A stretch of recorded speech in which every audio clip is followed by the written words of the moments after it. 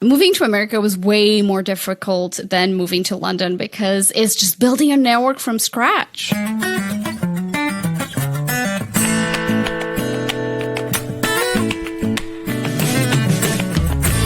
Welcome to another episode of Chewing the Fat. I am your host, Big Rob. Thank you so much for tuning in, downloading, following the podcast. I certainly do appreciate that. Thank you for the folks that have bought me a coffee as well, chewingthefatbr.com. Those coffees really help me go into those late night edit sessions for sure. So I appreciate that. I'm excited about my guest for today. She is someone I aspire to be like at some point because she is a former podcaster, now podcast strategist. She's an entrepreneur and a woman with a mission. Please welcome Anna Xavier to the show. Hi, Rob. Thank you for having me. Hi, how are you? I am good. I'm excited to be here. We've been talking on Instagram for a while, so I am thrilled this is happening finally. Finally. I think that we got to blame Travis Brown for everything in podcasting as far as my career in podcasting goes, because he's meant so much to me, actually hitting the big red button, as I say. I give him credit for kicking me in the butt to do that. So, but he's helped so many other people, and I think that's where I was introduced to you, either it's through Podcast Builder Club or Social Boom, whichever one that he's got going on, that you were there. And I just love your energy, and I love your passion for helping others to do what they want to do, to get their message out, which, that's the whole reason why I started this podcast, was to shine a light on, folks that are having down days and feel alone and, are having those issues with mental health that they feel like, no one else is having. So you being able to help others do that same thing, I just think it's amazing. Well, thank you. You're welcome. You're welcome. So for, folks that may not know you or follow you on Instagram, which that will change after this, where are you calling in from, first of all? Well, I'm based in Dallas, Texas, but This is not my hometown, and you can probably tell from my accent that I'm not from here. So where are you from then? I will also say that my second most favorite question to ask is, where do you think I'm from? Mm-hmm. And it's funny because no one, I'll take it back. The other day I was at a party and this gal goes, the third guest, she goes, Portugal. And I'm like, no one has ever been so close. Wow. So, yeah. Via London, work with a lot of Australians and Italians, and hence my accent being a whole all over the place. It's got this conglomeration of just beautiful language and it's, the thing is, with having such an interesting accent, though, I think it makes people's ear perk up and they have to listen more intently to what you say, just because they need to understand what you're saying. So I think you've not that was ever a hindrance or anything like that, but I think you've been able to turn that into something that causes people to remember you specifically and who you are. So, so from Portugal, you say you went to London and then Australia. What took you to all those places? What's your background? So I will say that even though I work in the podcast industry, I'll say that I'm one of the few people that actually has training in production and journalism. So the second thing that I'll say is that matters 0%, because I've seen so many talented people really achieve amazing things, and they just, it's a natural skill or they work really hard. But I think that because of that, because I had training in journalism and radio, I feel like that gives me my backbone of is this ethical? Is this podcast advice honest and truthful, and, does it really do something for humanity? So I think that that's the one thing that I say that does matter to me, because I always look through the ethical lens, even though when I went to college, this was over 10 years ago, journalism was very different. It's very, very different than what it is today. So I worked in radio in Portugal, and then I decided, you know what? Like, my best friend moved to London. She was like, I got accepted in an illustration degree in London. And I'm like, I want to learn more about radio production. So I moved to London because of because why not? Yeah. It's the BBC. Yeah, for sure. So did you work at the BBC for a while? Oh, I wish. Oh. So this is where I'm like, I'll be totally honest, and I always am. If you haven't followed me on social media, like, this is what like my message is about honesty and really authenticity. So I moved to London, and like myself, everybody is like, I want to work in radio. Like, everybody's there. So it's impossible even to get just any internships. It's nearly impossible. You have to meet people who are there in the business. Yeah. So that kind of sucks. But I was able to learn a lot about community radio, online radio. I was a volunteer, and I did incredible things. Like, I was part of a group that did a broadcast that ended up being part of a museum exhibition, and we work in partnership with a council in London. So those things were amazing. Oh, wow. And I also worked in a nonprofit, which is what I learned a lot about digital marketing and just online content in general on social media, which if you are not into the digital space, I'll say this. You just have to find what you want, and you'll be able to just be on social media in a comfortable way, because the nonprofit that I work for gave me a mission, and creating content with a purpose, reaching out to young people, helping them learn about our services. And I just like loved it. And so that experience gave me like a holistic understanding of how content can be used online. Moved to the US because I met a boyfriend in London, and he moved here. We then got married, and lo and behold, like super fast, I got a job in the production department here in Dallas in a PR firm. So oh, nice. I know. And I did that for 2 years. Loved it. Like, the team was incredible. But at the end of January, what am I saying? At the end of actually December of 2019, I had a family member pass away. Oh. And so just like every person that you know, you have an awakening, right? My husband and I were both European. And so we're like, you know what? While he has a lot of vacation flexibility, I didn't. And I was like, how about I actually take this opportunity to, you know, do my thing and enjoy not only my podcast knowledge and live stream knowledge, to truly having a mission and a business with a mission. And like any entrepreneur will tell you, was I an entrepreneur at my heart? I did not think I was going to do it until I had to do it in January of 2020. Yeah. So, so that's like something that is like the typical entrepreneur story. I saw something that I wanted to focus on, and then I just decided, okay, I'm going to launch a company, provides educational content for podcasters from all stages, all walks. We'll be a digital agency that supports podcasters. And then, you know, I just launched it because I wanted to focus on entrepreneurs who are working toward the betterment of their communities. That's so good. That is so good. And yeah, like you said, being an entrepreneur, I had a friend that says, you know, every day you wake up and you try to figure out how to invent money to pay whatever bill that's due that day, you know, and that's it. You just worry about one day at a time. It's like, okay, all right, how do I invent enough money to pay this bill and to go on? And you do that every morning. But to do it with the heart of wanting to help other people improve their communities, I think that's so amazing. I think that's so amazing. And obviously your time that you spent in London working with the group there, and turning your knowledge in radio and all like that, and being able to focus that into a different way. I just think that's amazing. When I was in radio for 20 years when I got let go. Because I was just, you know, I was a DJ here in America. You know, I was a presenter, as they'd called in the UK. Yep. And you know, I was let go with 3,500 other folks in one day, and it's like, okay, how do I take this knowledge and what do I do with it? Because there are 3,500 other people with the same skill set that just got let go into a workforce that doesn't exist anymore. And I didn't have the forethought that you did to be able to turn that into something that can then grow and to become your own business. The reason I do my podcast is because I do believe I have a message that that is important for people to hear. But there was an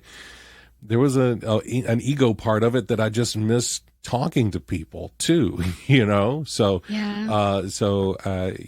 You're a better person than I am, Anna. You're a better person than I am. So, but I love that, and I love that you are actively and wholeheartedly making that happen for yourself and for others too. What do you see? Where do you see that going? And it's in the podcast space is your company, correct? Yes. So where do you see the podcast company going? What do you got planned for 2022?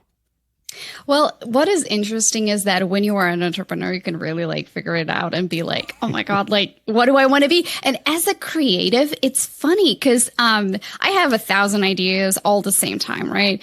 And in my first year, like continuing the like true talk, honesty, in the first year, I was like, all right, I've never been an entrepreneur before, but here's what I'm going to do for year one. I am going to be a digital podcasting agency focusing only on entrepreneurs who are working toward the betterment of their communities. So not really necessarily like aiming at everybody, but I was like, I'm going to launch a newsletter. I'm going to have swag. I'm going to launch my podcast course. And it was something else. And I was just like, at the end of the first year, I got my butt kicked. I was like, this is harder than I expected. And oh my God, when you have to do your own sales, and I love talking to people. And in case you have not noticed that I am a little bit of an extrovert, I don't have any problem talking to people. And during the pandemic, I just like really got into my network and be like, okay, who have I served for the past 2 years? I was looking through and I was like over 20, hosts and 20 other co-hosts. And then there's the guests. And I was like, oh, okay, like I have a big network, but then it just takes time for people to make decisions. COVID was really tough on like a lot of people, said, okay, yes, I'm super excited. But then they're like, ooh, like, let's see how things progress. Cause I'm a little worried over the economy. And I was like, okay. So there was like a lot to learn. And so the company started initially as just a digital, podcasting company and, with a strong, core on education. And now we're moving on to me and letting my team do more of like, the project management of everything. Even though I delegate a lot, I'm just kind of like, oh, I'm going to be on just supporting everybody because that's what I do.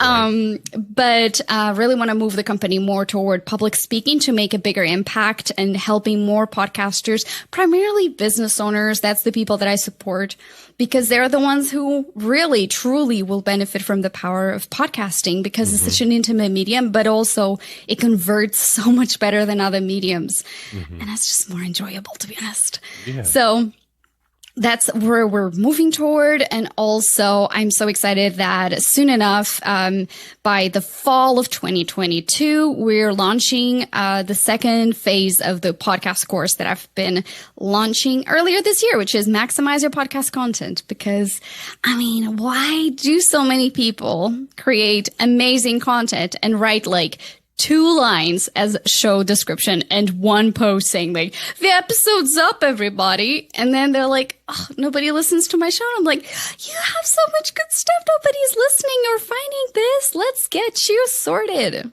I feel like you just slapped my wrist a little bit there. I'm not going to say that I do that, but no, but I do understand what you're saying because a lot of that mindset when you create a podcast episode is, all right, it's out in the world. People will find it just, naturally they'll stumble across it. And, yes, there is part of that, but you spent the time in making the content and having the conversation.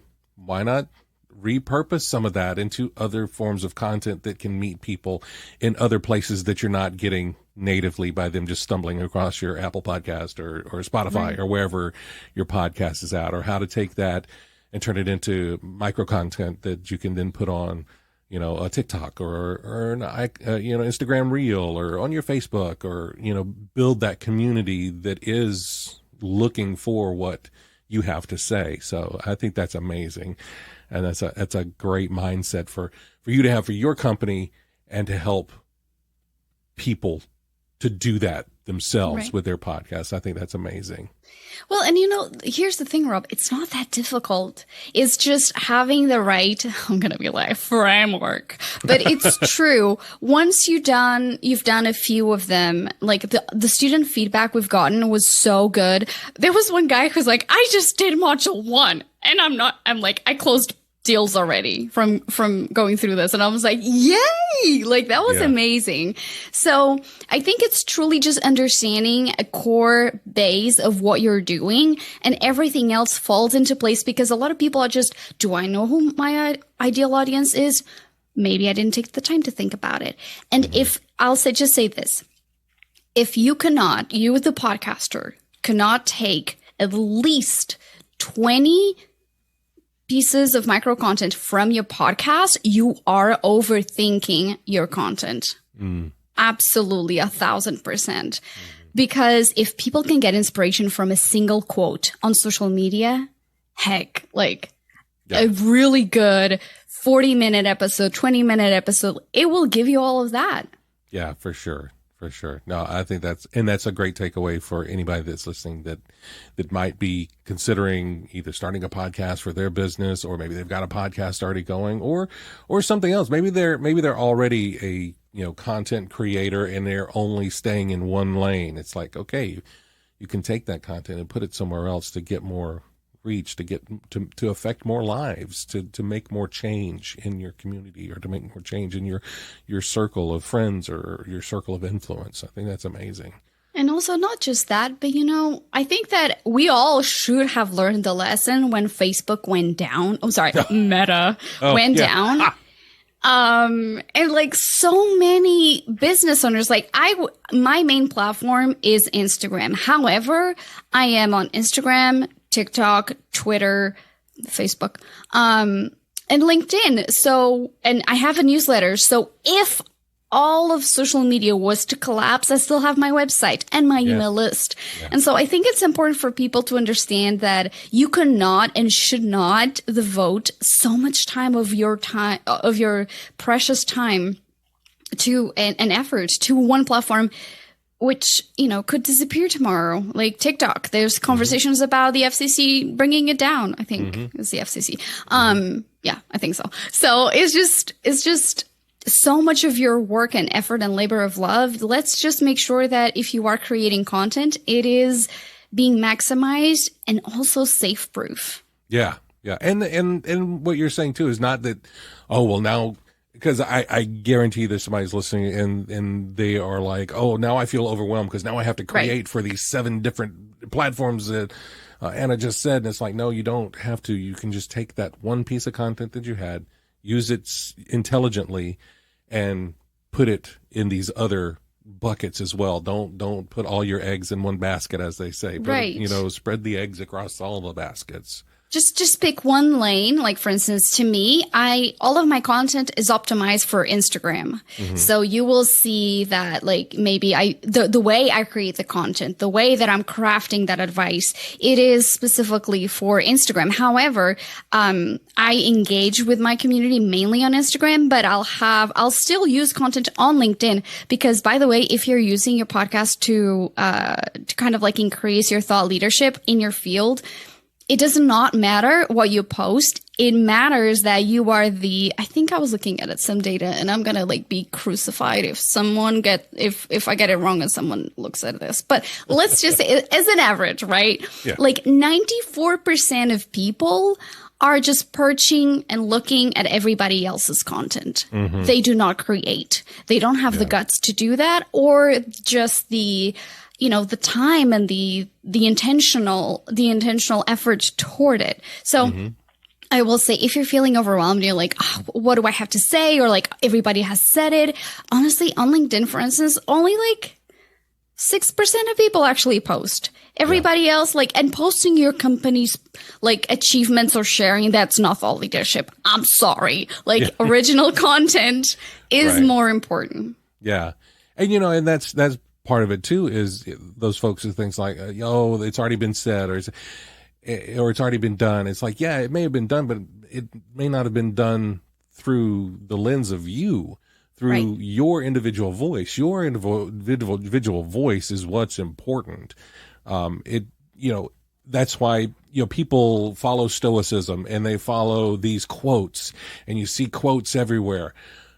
The words remain the same. It's the person who's saying it to you, the person who internalizes that quote and then gives it back to you through their lens. That's the important part. That's where the value is it's your voice. It's your point of view that helps to spread that word. It helps to continue the goodness of whatever that quote may have been talking about, or that inspires someone to do something for themselves or keep going in whatever instance that they may, find themselves in, whether they just need some encouragement to, go into work, or maybe they're dealing with something tough at home and they need that encouragement to either get out or to make a tough decision to move on, to do whatever. It's your voice. If you're in, that circle and they're in your circle, they want to hear what you have to say from you. Speaking of quotes, I was, and I did a content, a few weeks ago with, this quote, and it's, what comes from the heart goes to the heart. And I just love that, because if it comes from your heart, it goes to the heart of someone else. True. What they decide to do with it, once it gets to them, that's on them. But it takes you having that heart to say it, or to do that act of kindness, or to say that encouraging word, or to reach out to that person, or to tell someone they need to organize their their social media platform, whatever it is. If it comes from the heart, it goes to the heart. And I think that's so important for everyone to understand. It's not just me saying it. It's not just you saying it. It's where you are as an individual and where you stand in your shoes, and you saying it. I think it's so important. And piggybacking off that, I'll just say this. I will take the pressure off anybody's shoulders to be original when I say, hey, everything around the sun has been done already, right? Like, or however the expression goes. Yeah. I mean, it does not matter. You will likely never create anything truly unique. At some point, whether you know it or not, somebody thought that, somebody said that, somebody dreamt that. So don't worry. It's fine. It's just your own version of that. And I think that takes away the pressure of coming up with something incredible. Cause it's just hey, it's fine. It's fine. It's just your unique experience. And sometimes, as you were saying, we will hear it 1,000 times, and only by the extra one time, that's when we truly needed it.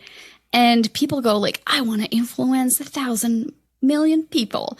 And it's wherever you are right now, you are making an impact. One of the things that I love doing is, I compost, I love gardening, I care for, climate. And so, one of the things that I was doing was, picking up trash on our walks. I had a grabber, I would walk on walks, and it's funny because I would share it with my friends, and I was just oh, this is what we're doing today or whatever. And they, years later, they would tell me I started picking up trash because of you. And you're oh, I had no idea.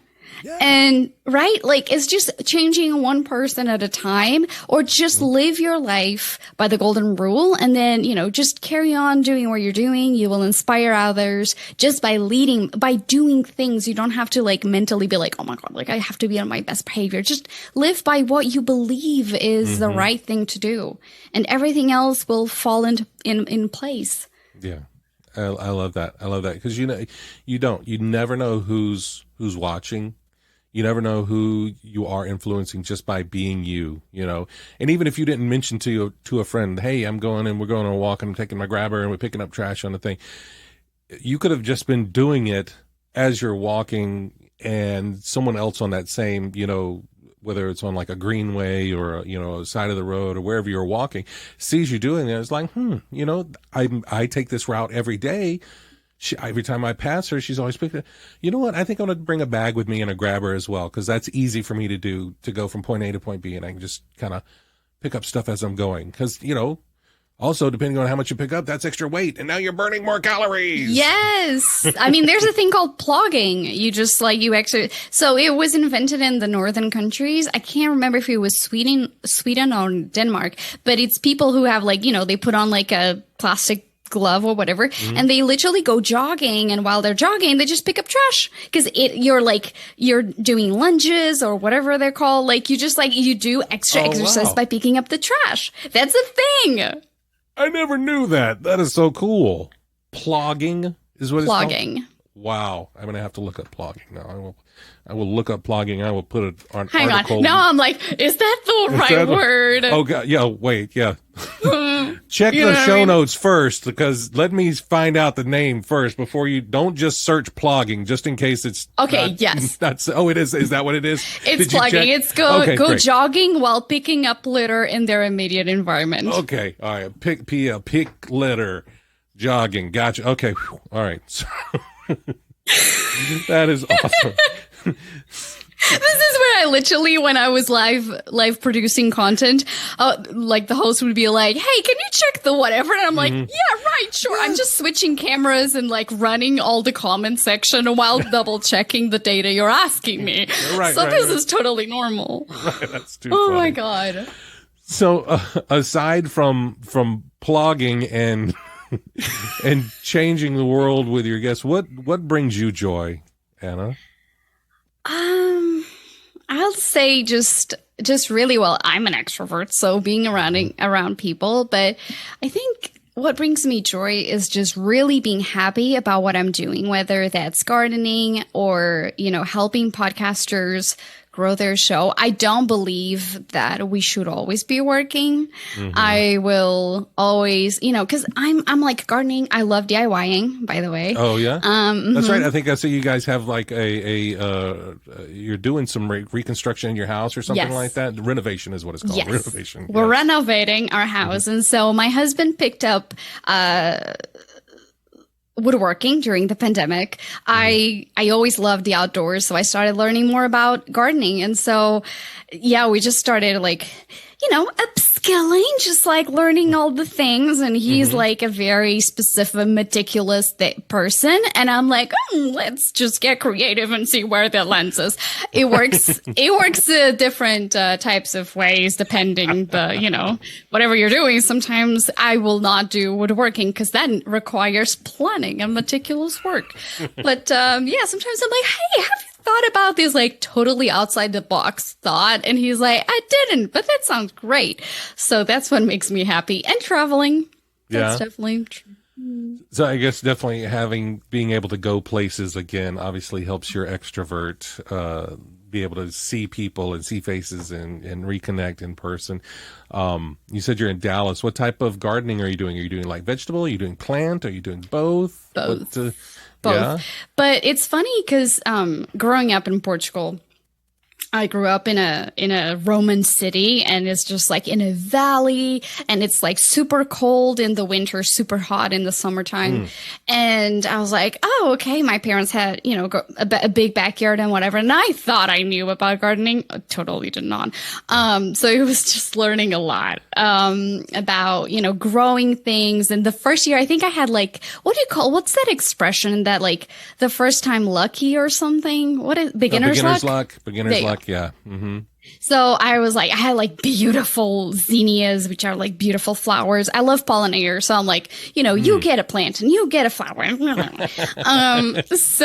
And there's a really cool group. So I live in Oak Cliff, and it's a mixed neighborhood, very artsy, blah, blah, blah. Very in my street, you have every type of person, which I love. My next door neighbor is 96. So my other neighbor is 34.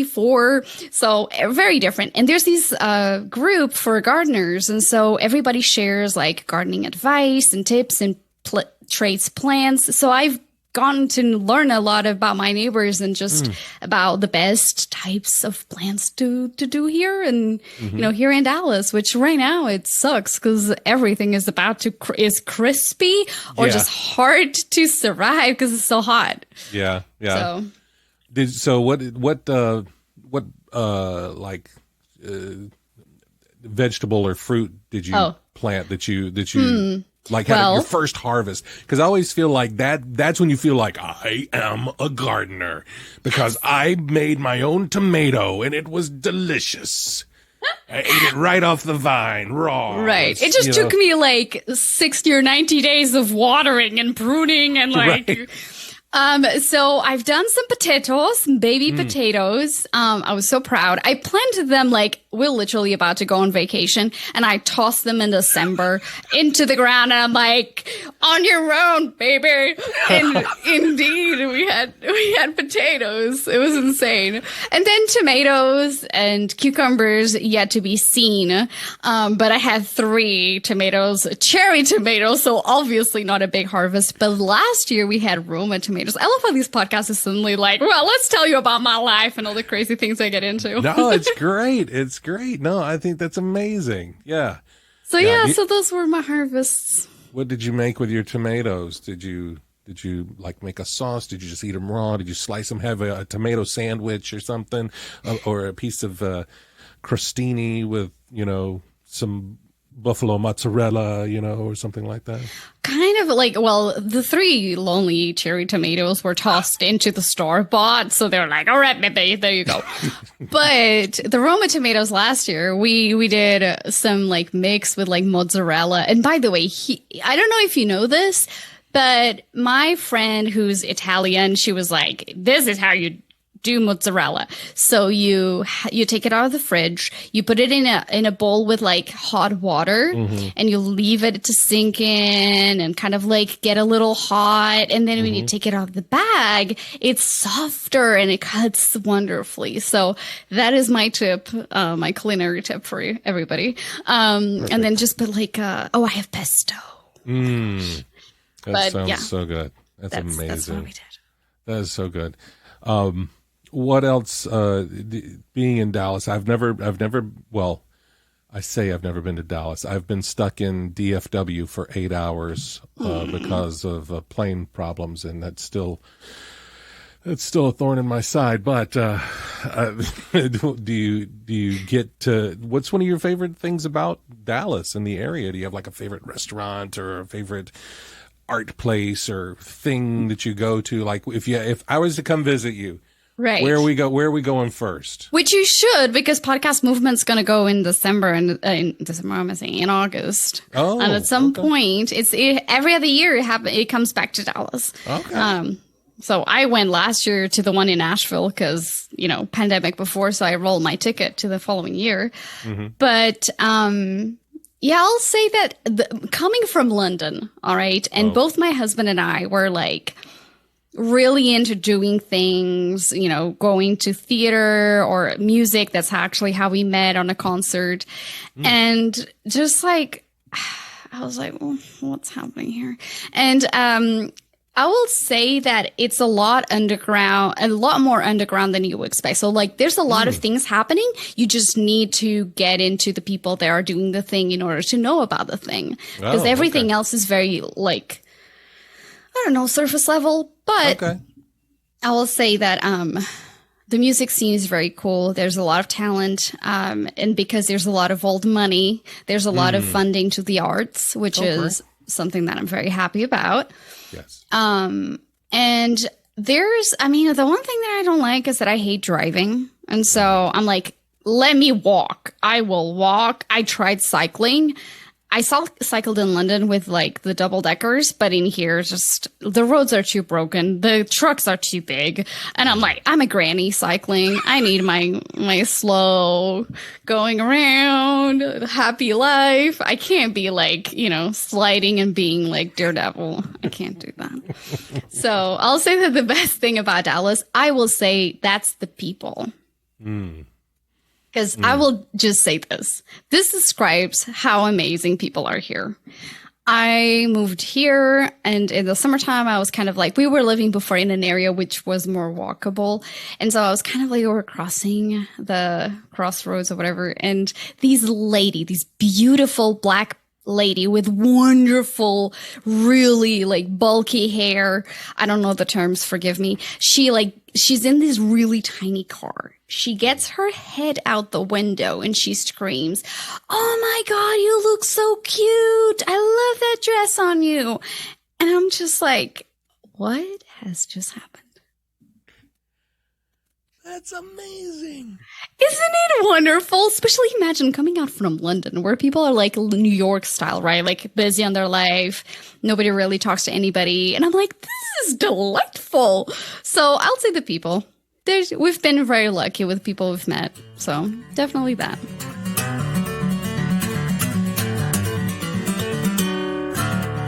All right, Anna, this is the second segment of the show where we talk a little bit more about mental health. We dive a little bit deeper into your mental health journey. I am a firm believer that everybody at some point goes through down days, whether it's diagnosed depression or you just have a sad day or you just want to cry in a shower and you don't know why.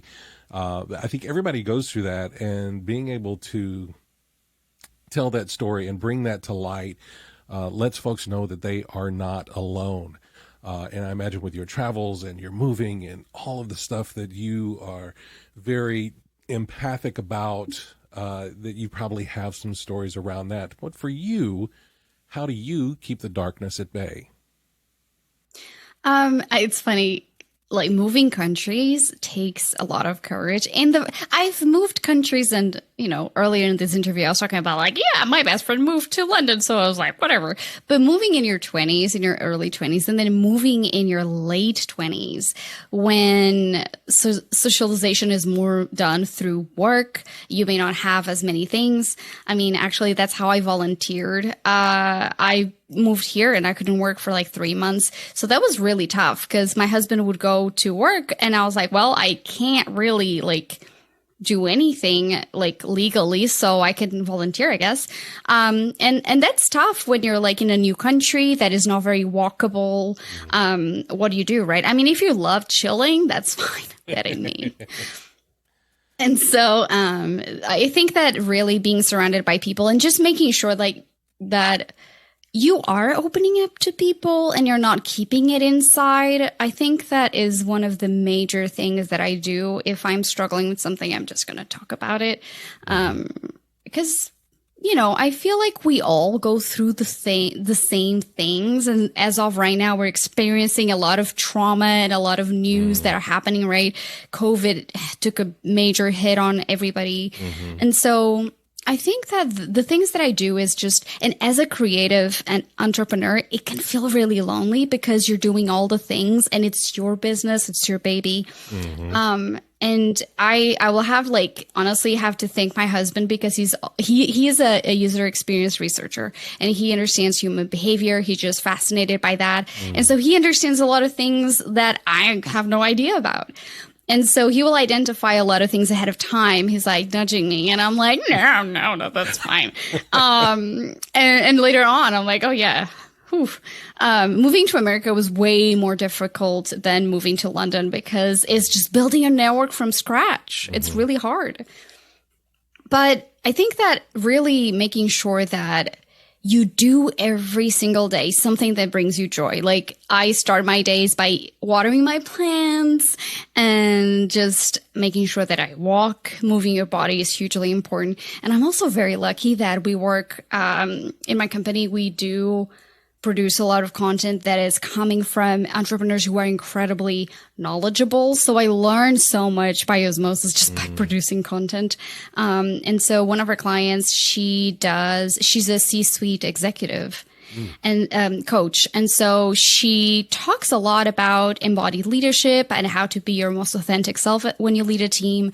And she interviews really amazing people. So it's funny that, looking back when I moved here over 5 years ago, I'm like, oh man, just adapting to something is difficult. But now I'm looking at what I'm doing and I'm like, man, I'm focusing my energy every day to support podcasters who are doing the things that 5 years ago I wish I was doing. Like I always dreamt of only working with entrepreneurs who work toward the betterment of their communities or who really want to educate people. And I'm doing that now. So whenever I'm having a bad day, I'm like, just gratitude and just remembering like it's the little things. Like we are little step by step, like having progress towards the life that 5 years ago, 2 years ago, last year, or a month ago, we were like, I wish I had that. Yeah. I think that's a great attitude to have too. You know, there a lot of times that we put these weights on ourselves that we carry around because of expectations that we have of what it should look like or what it should be, especially at this point. I should be here by now. And it's like, no, you're right where you need to be. Don't weigh yourself down with that. That doesn't mean you stop. Yes, you continue on. It's like that can still be the goal to be it somewhere. But if you're not there right now, don't beat yourself up about it. Keep moving towards that. And when you mention about, looking at, where you are now as compared to where you were, it's one of those things for me that when you start looking at what you have and when you start changing your mindset in the words you use to talk to yourself, when you, a lot of times we say, well, I have to do this. I have to do that. I have to do this.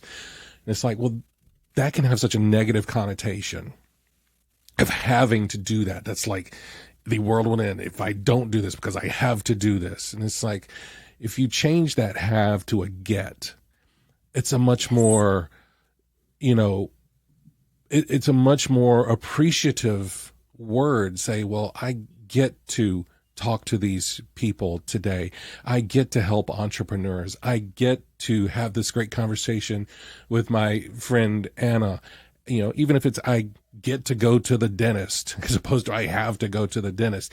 It puts you in a mindset of more appreciation for the time that you have. I say it all the time. We have these 24 hours of our day. What are we doing with them? And sometimes those days you just spend them putting together a Lego or watering your plants because that's what you need right then. And to be appreciative for that, I think is very important. And also, I love what you said. I absolutely love it. And adding on to that is questioning, why should I be there? Who is stating that? It's the system that is rigged in the sense, I don't want to sound like, like mad or whatever, but it's about thinking about like the system that was in before does not serve us anymore. Like, why do we need to work until we're 60? Why do we need to only enjoy life when we retire? Like, why don't we do that now every single day? It's just rethinking what the assumptions that you've been living under and just say, hey, that doesn't serve me. So why should I continue doing it? And also us ourselves, we have a responsibility to be role models for the life that we think should be lived, or just showing people that there's other ways. Like social media, I am constantly talking about mistakes. I'm talking about like stupid things I do or things that are like, oh my God, I totally thought that was going to be in one way and it ended up not being that.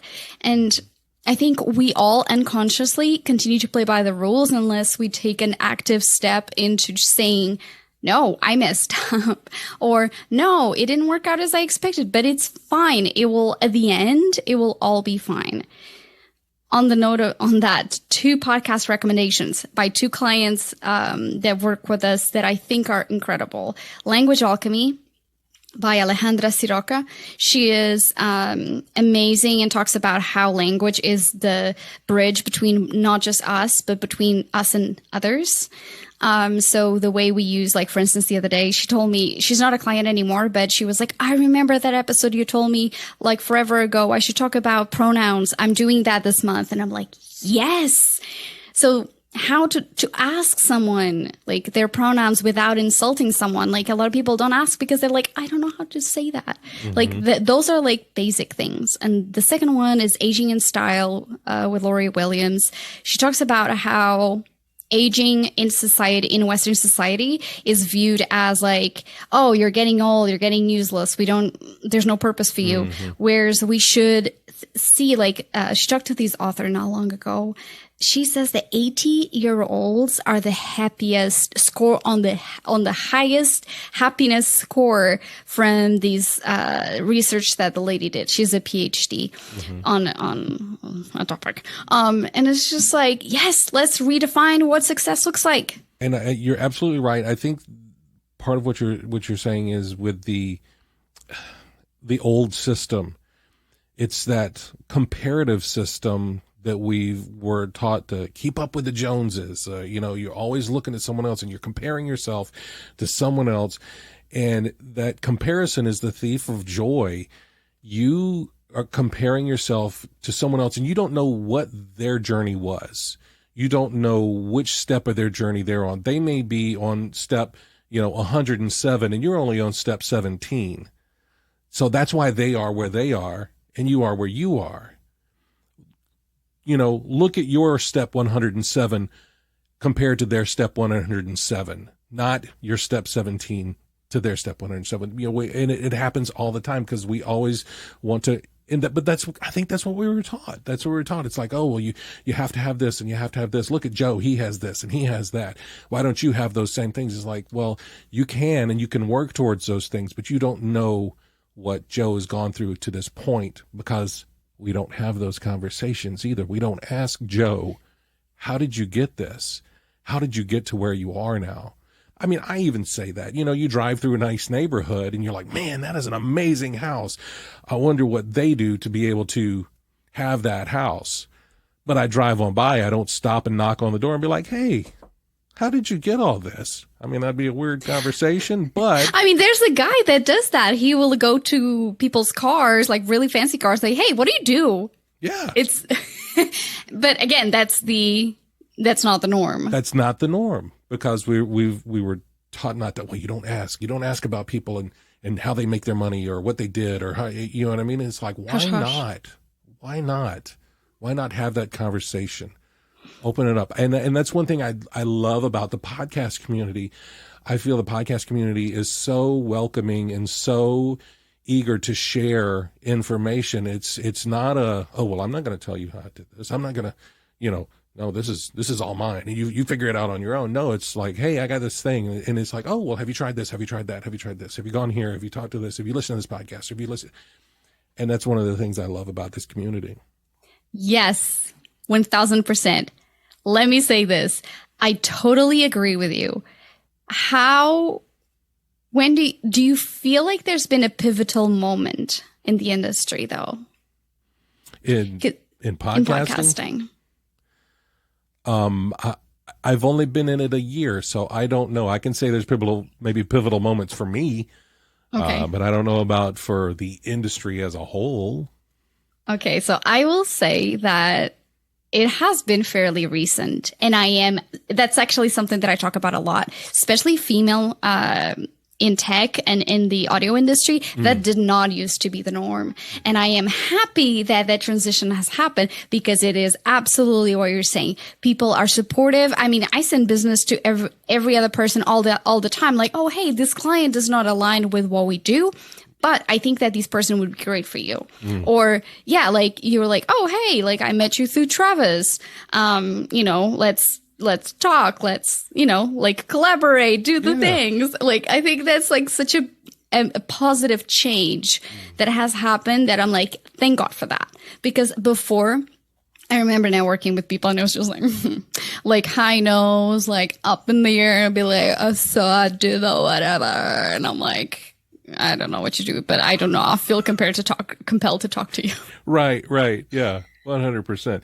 And that's part of it too is, I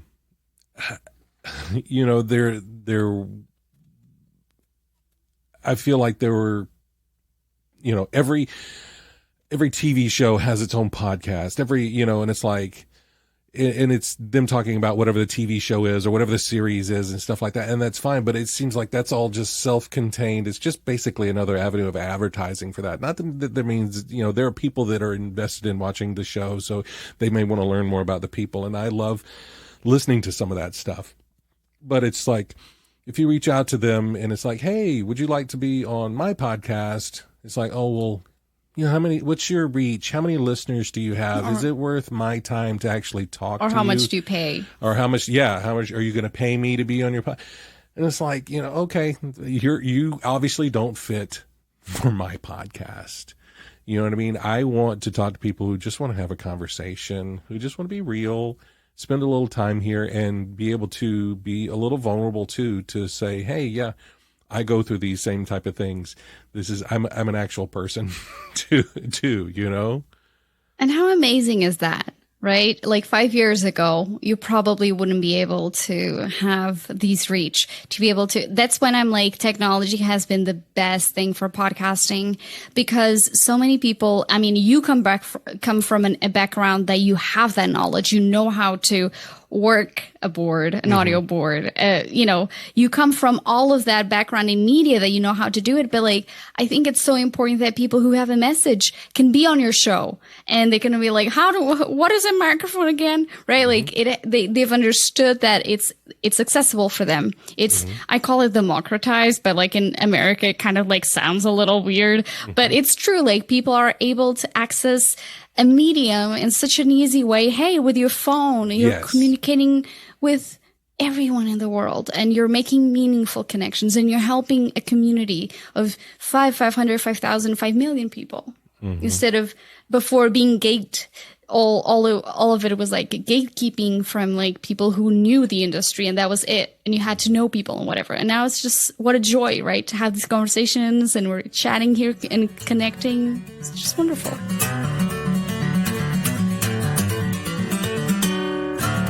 All right, Anna, this is the third segment of the show. It's time now for the Fast Five. The Fast Five. It's time now for the Fast Five. Fast Five. Sorry, I don't have a theme song. I'm still working on it. Got my music guy working something out. Still workshopping some stuff, but it's the Fast Five. No. Ad-lib it. Always and forever. This was just delightful. The Fast Five is powered by Poddex. It's an app created by our friend Travis Brown.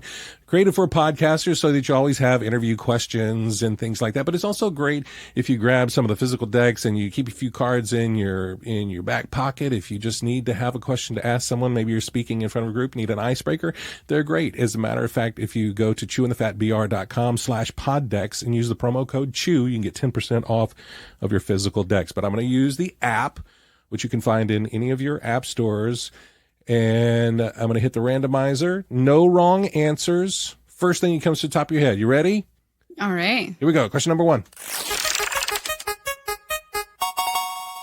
What will we find if we look in the bottom of your closet today? Shoes. Shoes? Is it a lot of shoes? Not a lot of shoes, actually. Shoes and boxes because we're renovating our house. So we had to bring everything everywhere. Gotcha. That's awesome. All right, question number 2. Where's one place you hope to visit before you die? I mean, you've been so many places already. I have, yeah. Japan. Yeah? Absolutely. Just because it's so different. I feel like when I see like Japan and, footage and people that have gone there and stuff, it's like New York, but on like crack. I mean, it's like, New York to 10x speed. It's like, it feels like there's so much stuff going on all the time there, but I think it's beautiful stuff. Especially I'm like, outside, when you get outside the city part too. Yes, I think that's why it's just like appeals to so many people. But in London, I met these group of South Koreans, and they were telling us that in South Korea, everything is open. Like you can go and renew your passport at 4 a.m. Like the city just never sleeps. And I'm like, what are you telling me about? That's insane. 4 a.m. I just need to renew my passport. That's right. All, because that's a normal thing. just 4 a.m. I was like, what? It's on my list. I guess. That's great. Japan. Wow. All right, number 3. I'm doing a little dance. It's amazing dance. It goes along with the theme song. You can choose anyone in the world to become friends with. Who would you choose? No. Dolly Parton. Yes. Oh, I love me some Dolly. And she's not, oh my God. She's only like 4 hours from where I am. So I would love to meet her so bad. She just sounds like the most delightful person on earth. Yeah. And when you hear about the stuff that she does, I think she backs up that 1,000% when, you hear about starting the library program with the books, and then just all the stuff she's done for her hometown. Love. And like the COVID vaccine, she funded like a ton of like research too. So I was like, oh, yes, Dolly. Love me some Dolly. All right. Number 4. What gives you the creeps? You have anything that just kind of... Oh, my God. Makes you... Oh, my God. Yes. Okay.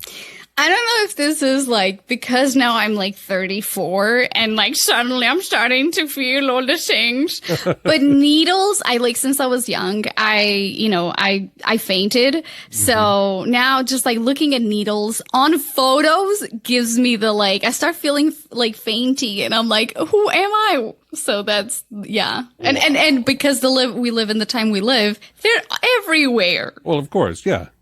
And you had to have like 4 of them here within the past year too. Right. With all the vaccines and boosters. Yeah, and you're scrolling through your social media. Boom, vaccine shot, like needle, and you're like, ugh. I get it. Creeps. Needles don't bother me, but I also, especially, I don't want to look at them. I don't look. It's right. like, it's like, okay, yeah, all right, you do your thing. All right, no, I don't want to. And if I ever, and I used to give blood a lot more than I do now. Mm-hmm. But yeah, it's like, all right, do the thing. Don't you want it? Nope. I'm not looking at any of that that's happening. Yuck. No. I'm glad that you donate blood. I wish I could. I don't know. I'm not heavy enough. I literally have no body, the minimal threshold. Oh, wow. And I was like, I always wanted to do that. I think I would endure that, but I don't have the bare minimum. And I was like, oh. Well, I would say eat a hamburger or two before, but I don't want you to change your health. Yeah, and then I'll be like, then it's like you go the other way. All of a sudden, it's like, no, now I'm not. Now my blood's not healthy enough to give. That's. I just wish, because this is one of those things that is so nice to do for people, but I'm like, yeah, guess not. Sorry, humanity. So we won't be able to have any Anna blood. I'll pick up trash instead. There you go. Go plogging. Go plogging. Perfect. All right, and number 5.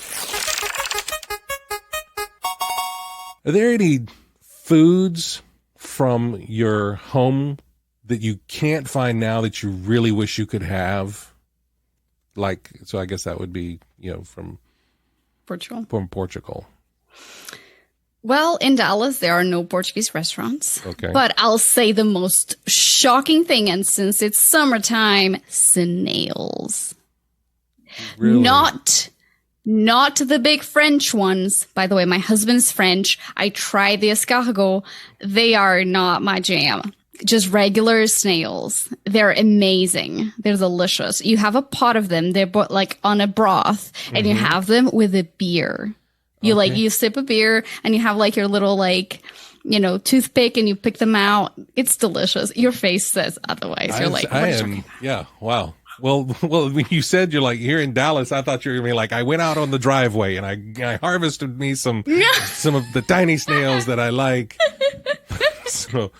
But I mean, was that something that just as a child you grew up with? Obviously not the beer part. Not the beer part. But as a child you grew up and just had this familial connection to having snails, and did you harvest them yourself and stuff too?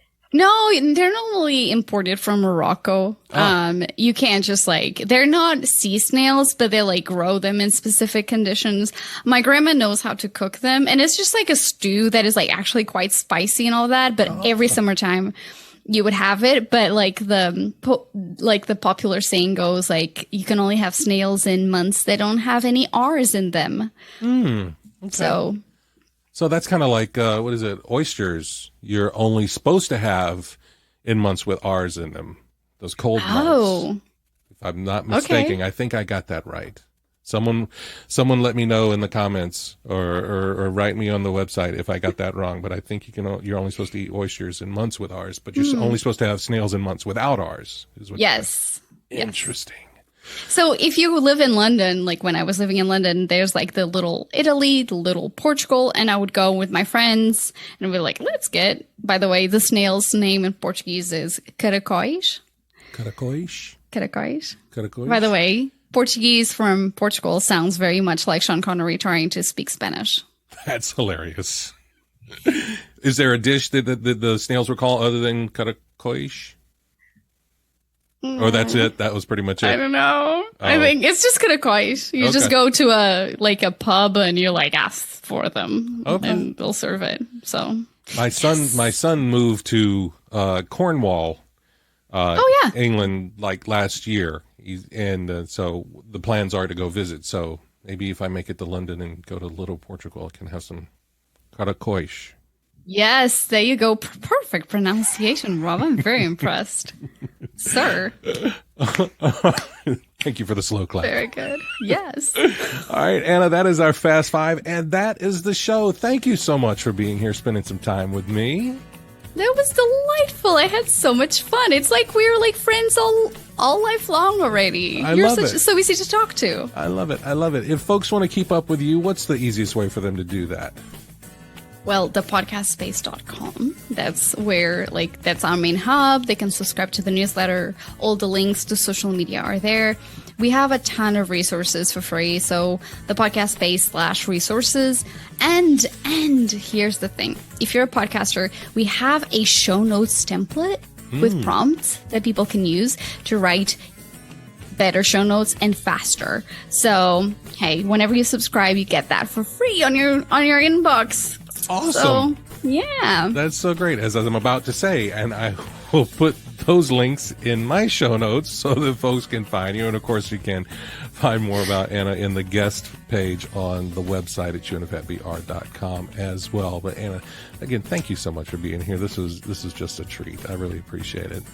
Same, likewise. Thank you for having me. And thank you for having this show and really normalizing these conversations that need to be had. Awesome. Thank you so much. And if you would like to support this podcast, I'd appreciate it if you bought me a coffee at chewinthefatbr.com. But I look forward to the next time we have to sit a spell and chew the fat.